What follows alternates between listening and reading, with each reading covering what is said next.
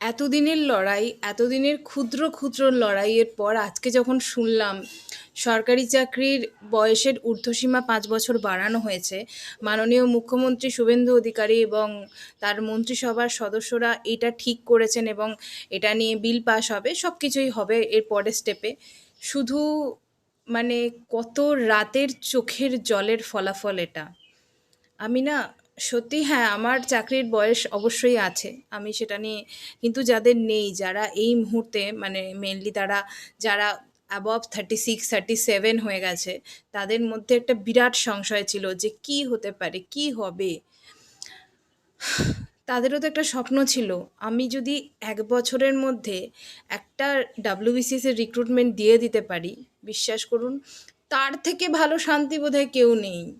ওই পথটার জন্য অনেক যোগ্যতম ব্যক্তি, তারা এখন অন্য অনেক কাজ করছে।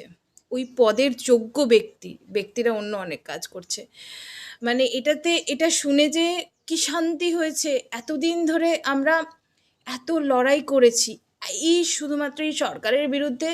এবার শুধু অপেক্ষা তার সুন্দর রিক্রুটমেন্ট প্রসেসের, মানে সুন্দর স্বচ্ছ রিক্রুটমেন্ট প্রসেস যখন এই এই কথাটা যখন মানে এই 5 বছরের ছাড়টা যখন দেয়া হয়েছে, আমার মনে হয় আমরা যে দাবি ছিল আমাদের স্বচ্ছ রিক্রুটমেন্ট, টাইমলি রিক্রুটমেন্টের প্রসেস, সেটাও হয়তো পূরণ হবে এবং আমরা সেই পথে এক পা এগোলাম।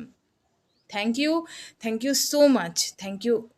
মানে আমি জানি না, আমি বলে বোঝাতে পারবো না যে কতটা আমি খুশি হয়েছি। Many many many thanks.